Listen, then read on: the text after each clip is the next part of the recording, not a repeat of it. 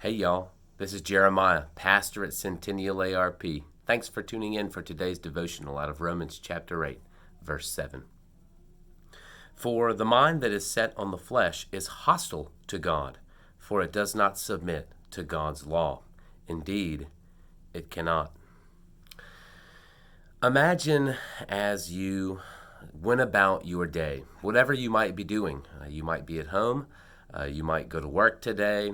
You might be doing some parenting if you have children, your relationships with your friends, with your family, all of the aspects of your day. But as you go about doing those things, there is someone near you. And after every interaction, after every action, this person near you simply says, "Oh, sorry, you didn't do that right, and you didn't do that well." You say, "Well, okay," and you keep going, but every single part of what you do, there is someone lingering, ready to point the finger and say, "Oh, you didn't do that right. You didn't do that well." It would grow tiresome, perhaps, if you're like me.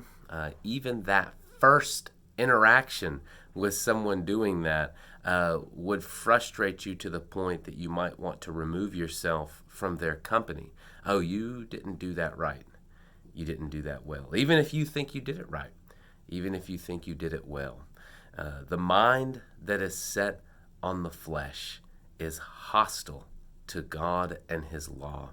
They cannot get along. Indeed, it is because of what is happening in our sinful, corrupted nature. We think on our own that we can make it. If you are viewing this in America, it's a principle that we often find in America. Pick yourself up by your bootstraps. Anybody can be whatever they want if you just try hard enough. That could be true to a certain extent until you start to meet barriers that you cannot overcome. For the gospel, it's living that perfect life. If you're going to be right before God, you've got to be perfect. And there is the law pointing at you and saying, "You did not do that right. You did not do that well." Thanks be to God that there is that good news that Jesus fulfilled the law.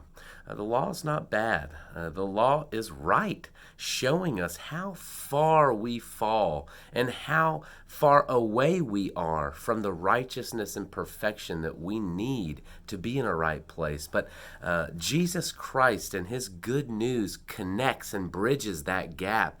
And with His righteousness, silences that voice of the law, whereas we begin to see as Jesus fulfills all that law, we can live a life of faith. We can live a life knowing God's mercy and grace, and in that we can live a life knowing that the law is fulfilled, not in our own actions, but in the actions of the Lord Jesus Christ on our behalf. That's the gospel, and that is the antithesis of this verse.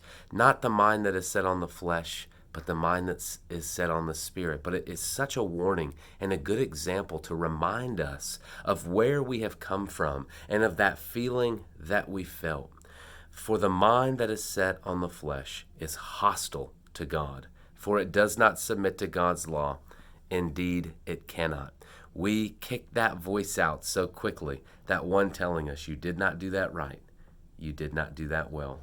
Consider these things today. Remember that voice from your past, perhaps as you were coming to faith, as the Spirit was working His work in you. And consider it today in your life of faith and belief. What does it mean to grow in righteousness? Where are some pieces of your life that you still aren't allowing that voice in to say, "Hey, you have not done that right," where you are still trying to hold control, still holding hostility to God? I can't answer that question for you, but they are there. They're there for me, and I know they are there for you. Dear Christian, consider the work of the Lord in that part of your life today.